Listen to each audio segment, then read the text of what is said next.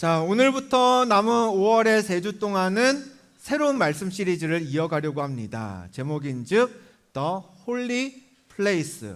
죄송해요. 백전도사님처럼 발음이 안 나와요.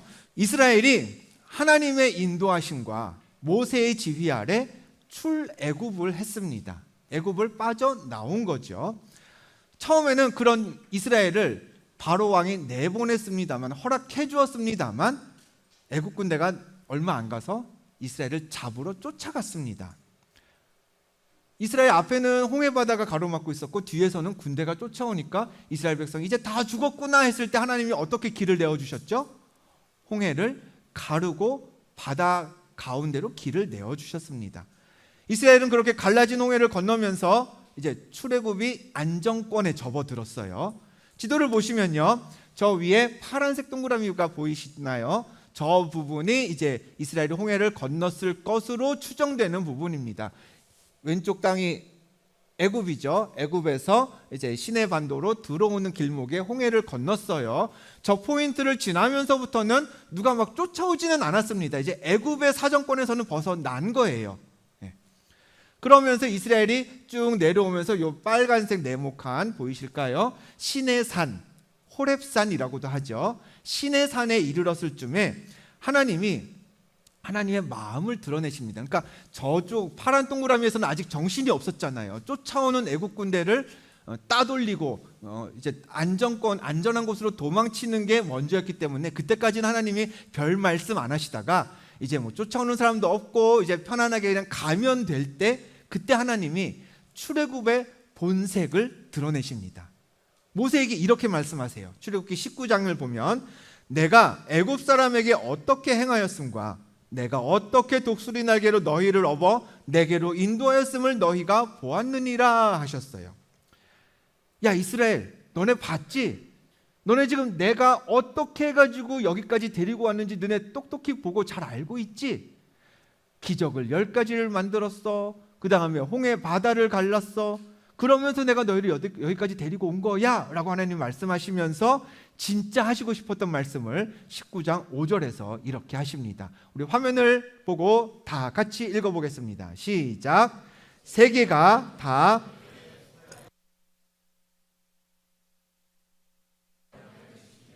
너희는 모든 민족 중에서 내 소유가 되겠고 너희가 내게 대하여 제사장 나라가 되며 거룩한 백성이 되리라.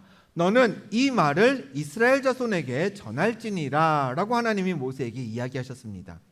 그러니까 하나님이 이스라엘 백성을 애굽에서 꺼내오신 데에는 이유가 있었던 거예요. 첫 번째 뭐다?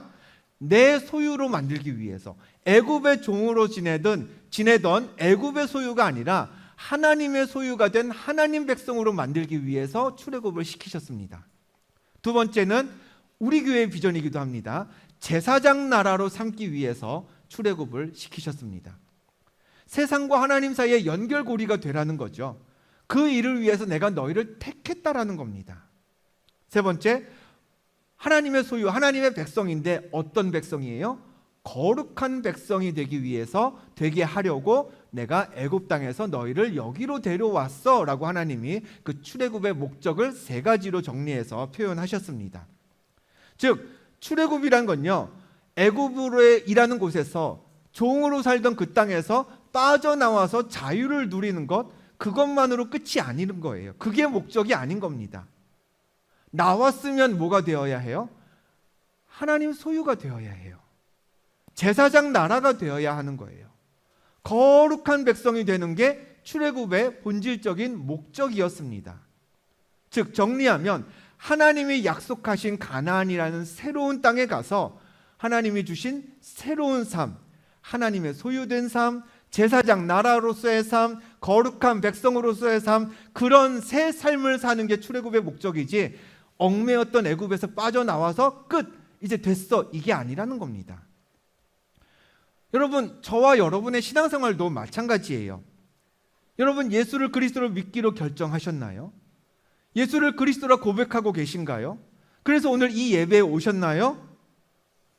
이 예배와 우리의 오늘의 신앙 고백 자체가 우리가 신앙생활하는 목적이 아닙니다. 그건요, 마치 마라톤 대회에 참석하려고 마음 먹고 이제 출발선에 선 거예요. 물론 마라톤을 뛰어야지 하고서 결심하고 그 출발점까지 간 것만 해도 큰 결단이고 대단한 일입니다. 아무나 할 수 있는 일은 아닐 거예요. 그러나 뛰어야 할 사람이, 마라톤을 뛰겠다고 다짐한 사람이 출발선에 섰다고 해서 그래, 여기까지 온 것만 해도 대단하지 하고서 만족하고 그냥 가면 되나요? 안 되죠. 왔으니 이제 앞으로 나가야죠. 뛰어야죠. 어디까지요? 꼬린 지점까지 가야죠. 오늘 이 자리에 모인 우리는 예수 믿음으로써, 하나님을 예배함으로써 꼬린 지점, 하나님 나라에 이를 때까지 하나님의 소유가 되어야 합니다. 우리가 살아갈 이 한 주, 또 우리가 같은 말씀을 나눌 이 한 달, 아니 우리의 한 평생에 제사장 나라가 되어야 하고요, 거룩한 백성이 되어야 합니다. 그게 오늘 여러분이 이곳에 와서 예배하는 이유고, 예배하면서 예수님이 나의 구세주라고 고백하는 이유입니다. 내가 예배 드렸으니 그래, 나 오늘 신앙생활 잘했어. 아, 참 잘했어. 아까 서로를 격려하자고 했지만 여기서 만족하면 안 되는 거예요. 하나님 나라에 이를 때까지 우리는 그 삶을, 그 목적을 추구하면서 놓치지 말고 계속 앞으로 나아가야 합니다. 물론 하나님은 내 소유가 되라, 제사장 나라가 되어라, 거룩한 백성이 되어라, 어떻게 하면 그렇게 할 수 있는지까지도 알려주셨습니다. 조금 전에 우리가 읽었던 말씀 다시 한번 볼까요? 한번 다시 읽어보겠습니다. 시작.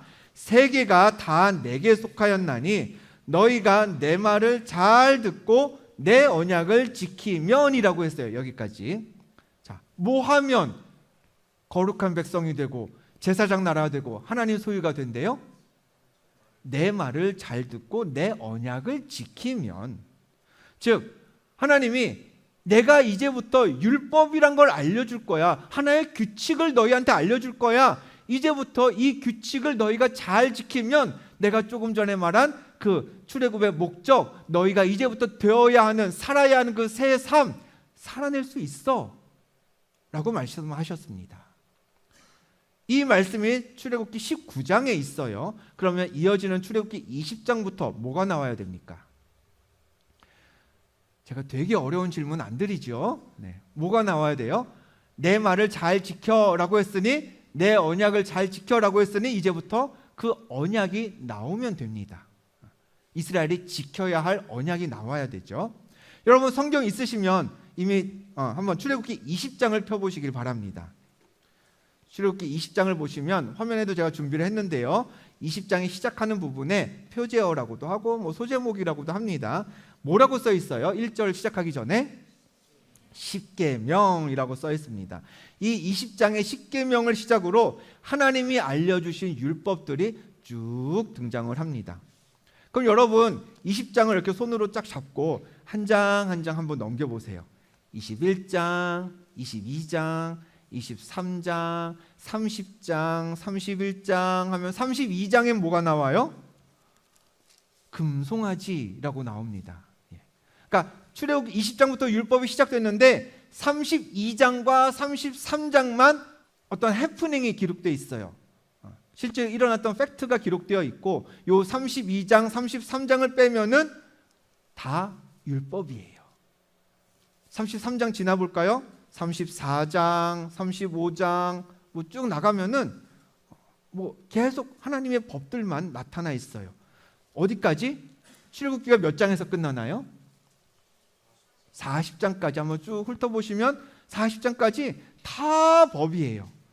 하나님이 이거 잘 지키면 너희는 나의 백성이 될 거야, 거룩한 백성이 될 거야, 내 소유가 될 거야 라고 말씀하시면서 지켜야 할 것들을 알려주신 법이 출애굽기 끝까지 이어져 있습니다. 우리는 율법 하면은 제일 먼저 십계명 하고 생각해요. 맞아요. 십계명 중요합니다. 그런데 중요하기 때문에 맨 앞에는 나와요. 근데 분량으로 치면 어때요? 20장의 앞부분에 짧게 조금 드러나 있고 끝이에요. 20장 후반절부터는 다 다른 율법입니다. 그럼 십계명 말고 율법 중에 무슨 얘기가 제일 많은지 한번 볼까요? 25장을 한번 펴보겠습니다. 출애굽기 25장을 보시면요, 네, 첫 소제목이 뭐라고 되어 있나요? 네, 화면에도 준비되어 있습니다. 성소를 지을 예물이라고 했어요. 성소, 오늘 우리의 주제이기도 합니다. 거룩한 곳, 홀리 플레이스, 성소가 되겠죠. 그거를 지을 예물은 어떻게 마련하느냐, 또 그 다음에는요, 증거궤라고 10절부터 또 설명이 되어 있습니다. 증거궤는 성막에서 가장 중요한 기구예요. 장치입니다. 하나님의 임재를 상징하는 장치죠. 이어서 26장 소제목을 보면 성막이라고 되어 있습니다. 27장 제단 되어 있습니다. 28장 제사장의 옷에 대한 법률입니다. 예, 전부 뭐예요? 성막에 대한 이야기예요. 하나님을 찾아야 하는 곳, 하나님을 만나는 곳, 하나님을 예배하는 곳에 대한 법률이 쭉 이어집니다. 뒷부분도 마찬가지예요. 36장 성막을 만들다, 37장 언약궤를 만들다, 38장 번제단을 만든다, 40장 성막 봉헌, 전부 뭐 얘기예요?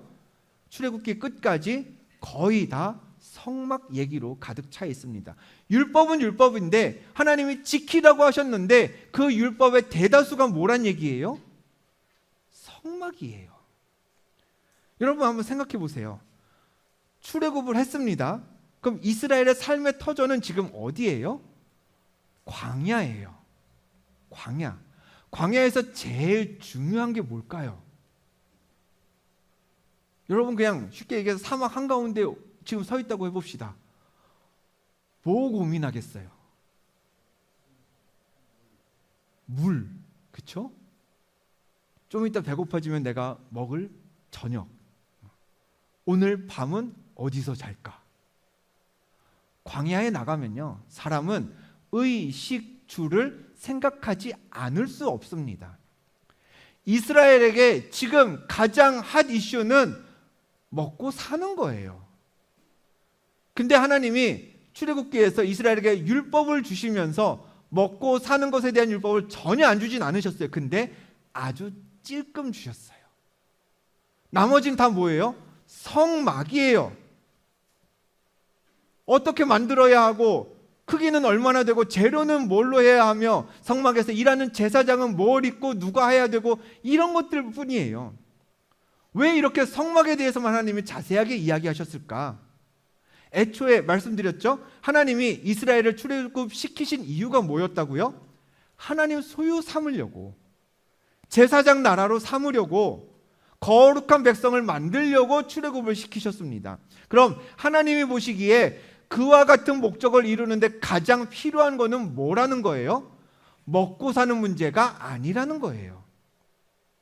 하나님 만나는 거룩한 장소, 홀리 플레이스를 하나님 뜻에 맞게 정확히 구축해가지고 하나님이 받으시기에 합당한 예배를 드리면, 그러면 그 목적이 이루어지는 겁니다.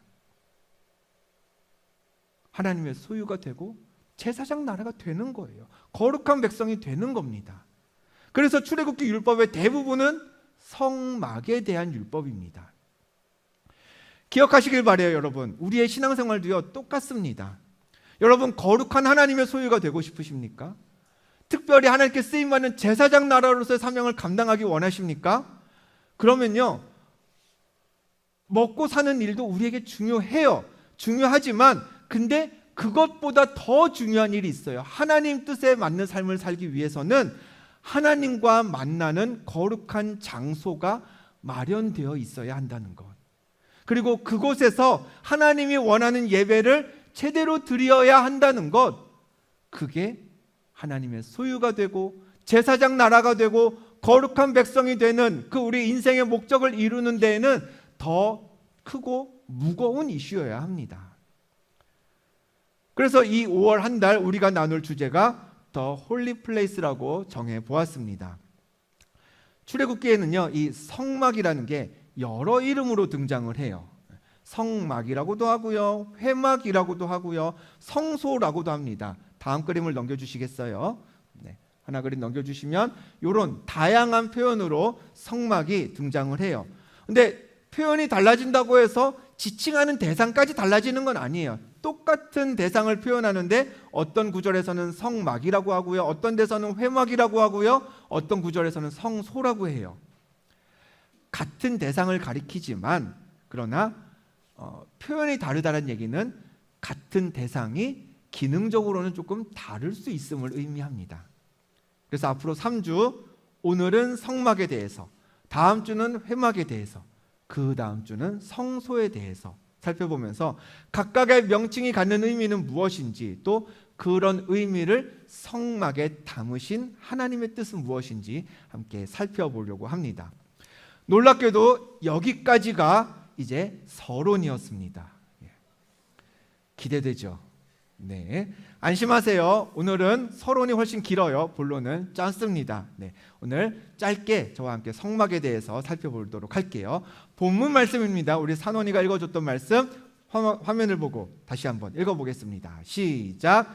너는 성막을 만들되 가늘게 꼰 배실과 청색, 자색, 홍색 실로 그룹을 정교하게 수놓은.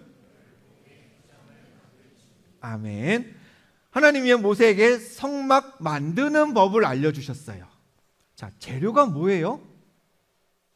뭘로 만들어요? 실로 만들어요. 실로 술을 놓아서 휘장을 만들라고 하셨어요. 휘장은 폭이 큰, 넓은 큰 천을 이야기합니다. 자, 말씀드렸다시피 당시 이스라엘은 가나안이라는 곳을 향해서 계속 이동 중이었습니다. 광야길을 이동 중이었어요. 아무리 거룩한 곳이라고 해도요, 아무리 값진 곳이라고 해도요, 광야를 이동하고 있던 이스라엘 사람들은 제대로 된 건물을 벽돌로 돌 쌓아서 아니면 하다못해 나무로라도 만들 수 있는 형편은 아니었습니다. 오늘 잔 곳에서 내일 또 자리란 보장이 없었기 때문에 성소는 이동 가능해야 했습니다.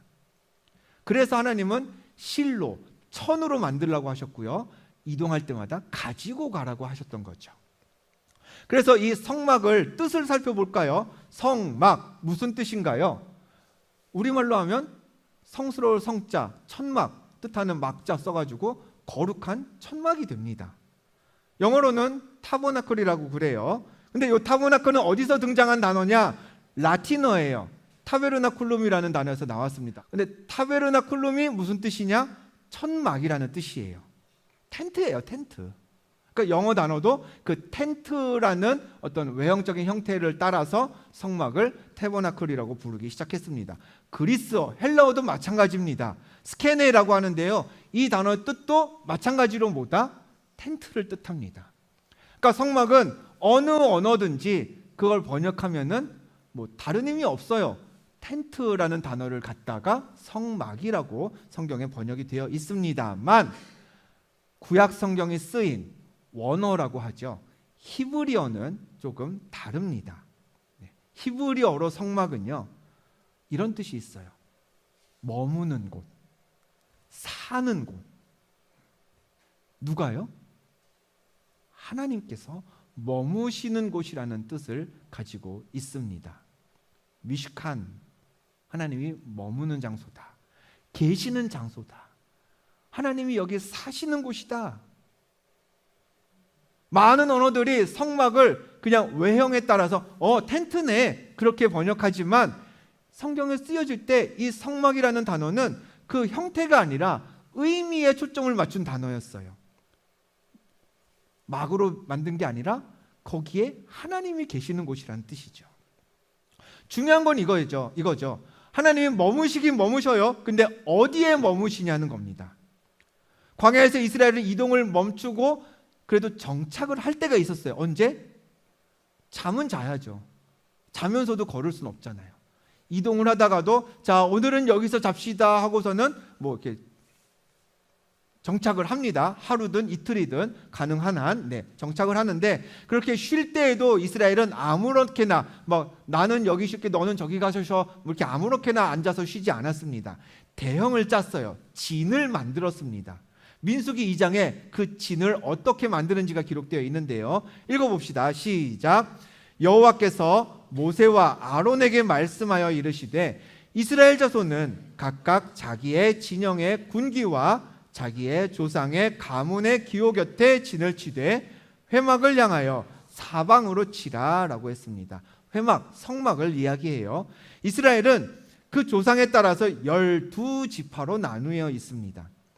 그 12지파가 회막을 향해 바라보면서 사방으로 동서남북으로 나누어서 진을 치라는 거였어요. 그럼 12개가 사방으로 나누려면 한 곳에 몇 개 지파씩 자리 잡으면 돼요? 3개 지파씩 자리를 잡으면 됩니다. 그래서 하나님 말씀하신 배치를 그림으로 그리면 이렇게 돼요. 어느 지파가 어디에 있으라 라는 것까지, 어느 방향에 있어라 라는 것까지 하나님이 다 알려주셨습니다.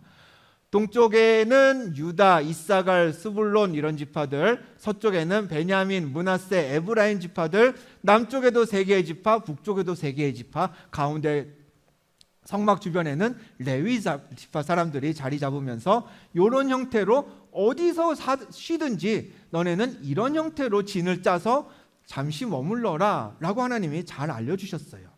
성막은 어디에 있어요? 이 진들의 가운데 위치하고 있었어야 했습니다. 이 배치를 멀리서 누군가가 봤다면, 이스라엘의 진친 모습을 봤다면 아마 이랬을 거예요. 네, 이렇게 가운데 성막이 있고 그 동서남북을 각 지파들이 둘러싸고 있는 모습을 볼 수 있습니다. 자, 이스라엘 백성들이 저런 진을 짜서 쉬면 여러분 무슨 유익이 있었을까요? 매일 자는 곳은 달라요. 오늘은 저쪽 모래 언덕에서 잤다가 내일은 저쪽 오아시스 물가 있는 곳에서 잘 수도 있고 뭐 어디서든 잘 수 있어요. 그러나 어디서 잠을 자든지 어디서 쉬든지 이스라엘이 쉴 때마다 저런 형태로 진을 짜고 쉰다면 이거 하나는 확실하게 알았을 겁니다. 뭐겠어요? 아, 오늘 우리가 이만큼을 이동해 왔는데 오늘도 그만큼의 거리를 이동해 온 오늘도 하나님이 우리와 함께 하시는구나.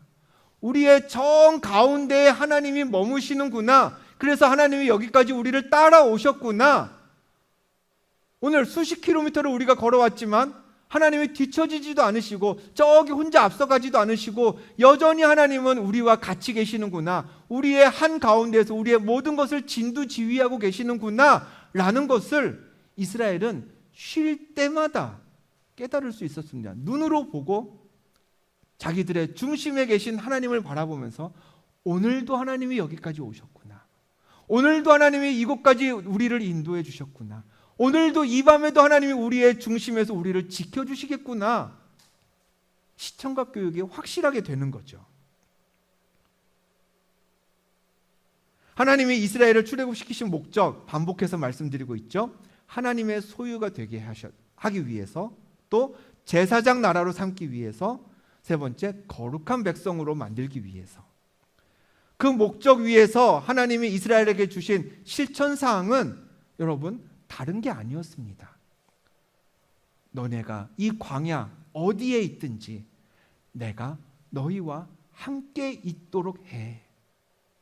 함께 있을 뿐 아니라 그냥 아무 데나 같이 있는 게 아니라 너희의 중심에 나로 하여금 머물도록 하렴.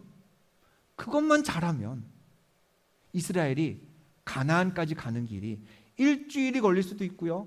아니면 40년이 걸릴 수도 있지만 언제 도착하느냐는 중요하지 않은 겁니다. 그것만 잘하면 늘 어딜 가든지 하나님만 중심에 모시고 걸어가면 금방 가더라도 아니면 오래 한참 걸리더라도 하나님을 중심에 두고 같이 가면 하나님의 백성으로서 제사장 나라로서 거룩한 백성으로서 출애굽의 애초의 목적을 이룰 수 있다라는 게 하나님의 계산이었고 그 계산에 따라 하나님은 율법이란 것을 주시면서 성막에 대한 율법을 잔뜩 주셨던 겁니다. 그게 가장 중요했기 때문이죠. 여러분 신앙생활은요 얼마나 오래 했느냐가 중요하지 않습니다. 여러분 이제 막 신앙생활 시작하셨습니까? 문제될 것 없습니다. 여러분 부모님과 함께 아주 어렸을 때부터 이때까지 신앙생활 해오셨나요? 감사히 여기시면 됩니다. 근데 정말 중요한 건요 내가 신앙생활 예수 몇 년 믿었느냐보다 오늘 지금 이 순간 하나님이 나의 중심에 계시느냐, 지금 내가 하나님을 내 가운데에 모시고 그분과 함께 살아가고 있느냐, 이게 더 중요한 겁니다. 하나님이요, 처음에 모세를 출애굽의 리더로 세우시려고 모세를 찾아가셨어요. 찾아오셨죠, 모세한테. 모세가 부르심을 받고 이렇게 얘기합니다. 하나님, 제가 뭐라고 그런 일을 합니까? 제가 누구라고 그 일을 합니까? 저는 입이 둔해서 말도 못합니다. 막 여러 가지 핑계를 댑니다. 그때 하나님 모세에게 뭐라고 말하셨는지 아세요? 하나님의 말씀을 확인해 봅니다. 출애굽기 3장 12절 같이 읽어보죠. 시작. 하나님이 이르시되 내가 반드시 너와 함께 있으리라. 아멘. 하나님이요, 하나님 저 그 일 못해요 하는 모세한테 아니야 모세야 너 그거 할 수 있어. 모세를 격려하지 않으셨습니다. 뭘 강조하셨어요? 하나님이 함께 계실 거라고, 내가 너와 같이 있을게 라고만 얘기하셨어요. 이스라엘이 광야를 40년 동안 지나서 가나안에 들어가기 직전에 모세는 하나님께 부르심을 받고 세상을 떠났습니다. 여호수아가 모세의 뒤를 이어서 이스라엘을 인도했죠. 엄청난 이 업적을 이룬 그 모세라는 큰 인물의 후임자라면 여호수아가 아니라 누구라도 막 염려가 많을 거예요. 내가 모세처럼 일할 수 있을까? 내가 저 큰 일을 할 수 있을까? 여호수아도 마찬가지였습니다. 두려웠습니다. 막 마음이 떨렸어요. 그때 하나님이요, 여호수아를 격려하지 않았습니다. 여호수아 화이팅! 막 이러지 않으셨어요. 여호수아 1장 말씀 볼까요?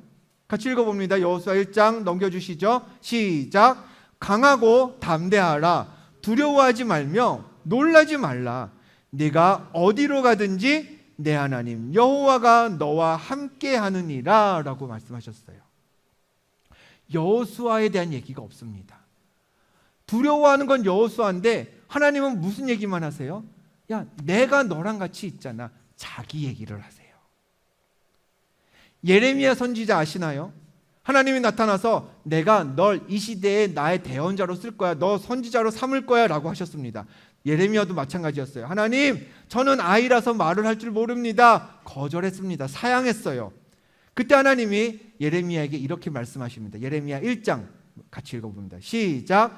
너는 그들 때문에 두려워하지 말라. 내가 너와 함께하여 너를 구원하리라. 나 여호와의 말이니라 하시고. 아멘.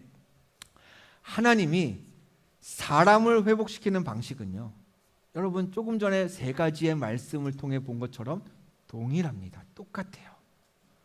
하나님은 우리를 애지중지하지 않으십니다. 우리의 자존감을 막 높여주지 않으십니다. 대신에 뭘 하세요? 하나님이 함께 하심을 우리한테 확신시켜 주세요. 왜? 우리의 약함을 해결하기 위한 답은 우리 안에 있지 않아요. 누구한테 있어요? 하나님께 있어요. 그분이 함께 하시면 내가 할 수 없는 일을 할 수 있는 거고요. 그분이 능력 주시면 내가 어려웠게 느끼는 일 해낼 수 있는 겁니다. 아니죠? 내가 해내는 게 아니라 하나님이 나를 통해 하시는 거죠. 계속 광고하고 있죠. 신방 신청하시길 바랍니다. 다음 주까지만 예약 시스템을 열어놓습니다. 지난주에도 여러 청년들을 만났습니다. 근데 여러분, MG1을 만나든 MG2를 만나든 우리 20대 초반 청년들을 만나든 30대 중후반 청년들을 만나든 나이와 신앙의 경험, 신앙의 연수를 불문하고요, 모든 청년들은 인생의 불안을 떠안고 살고 있습니다. 물론 신방하면서 밥도 먹습니다. 이런저런 이야기 나눕니다. 커피 마시면서 제가 그런 청년들을 격려 한마디 안 해주진 않습니다. 격려해야죠. 위로할 게 있으면 위로해야죠. 그런데 제가 거기에 더해서 하나님의 말씀을 전하면서 반드시 그 청년들을 위해 기도합니다. 하나님, 이 말씀이 저들의 삶의 중심에 있게 하여 주옵소서. 하나님을 보이지 않는 곳으로 밀어내고 혼자서만 그 두려움을 떠안고 사는 게 아니라 하나님 여호와의 성막을 저의 삶의 중심에 두고 하나님의 말씀으로 회복되고 하나님의 말씀으로 평안을 누리는 그런 청년 되게 하옵소서. 그런 마음으로 여러분들에게 말씀을 드립니다. 여러분, 예수 믿고 구원받은 하나님 자녀에게 최고의 무기는요, 하나님이 나와 함께 하신다는 임마누엘의 고백입니다. 그거면 우리는 충분히 담대해질 수 있고요, 그거면 우리는 충분히 모든 어려움에서, 모든 아픔에서 회복이 가능합니다. 성막, 거룩한 천막이라고 했습니다. 외적으로는 그냥 실을 꼬아서 만든 텐트예요. 그러나 그 텐트는 미식한 하나님이 머무시는 곳입니다. 하나님께서 거하시는 곳입니다. 하나님이 머무시는 곳은 하나님만 머무시는 곳으로 있어서는 안 됩니다. 그래서는 아무 소용이 없습니다. 그곳이 나의 중심에 있어야 합니다. 그림으로 보셨죠? 이스라엘이 몇십만 명이었습니다. 몇백만으로 추정하기도 하죠. 그러나 숫자가 몇이든 그 중심에는 다른 것이 있을 수 없었습니다. 하나님을 상징하는 여호와의 궤와 그 여호와의 궤를 둘러싸고 있는 성막의 자리였습니다. 변하지 않았습니다. 여러분, 오늘도 예배하신 이 자리에서 하나님이 나와 함께 하심을 깨달으시길 축복합니다. 모세도요, 바로의 앞으로 담대하게 나아갔어요. 못하겠다던 모세도요, 출애굽 잘 이끌어 갔습니다. 어떻게요? 하나님이 함께 하심을 믿으며. 여호수아도요, 이스라엘 끌고 요단강을 건너서 가나안으로 잘 들어갔습니다. 못하겠다 그랬던 사람이 일 잘했어요. 어떻게? 하나님이 함께 하심을 믿으며. 예레미야도요, 악이 가득한 세상에 담대하게 하나님의 말씀을 선포했습니다. 저는 어려서 못합니다. 저는 아이일 뿐이에요. 아니요, 담대하게 선포했습니다. 어떻게요? 하나님이 함께 하심을 믿으며. 우리 다 함께 성막으로 향할 수 있기를 원합니다. 하나님이 여러분 중심에서 여러분의 삶을 움직여가는 그 원동력이 되기를 축복합니다. 하나님이 함께 하시면 여러분이 어려워하는 것도, 여러분이 두려워하는 것도, 여러분이 걱정하는 것도 그분의 능력으로 이루어낼 수 있는 그런 하나님의 거룩한 백성, 하나님의 참된 소유, 하나님의 제사장 나라가 될 줄로 믿습니다.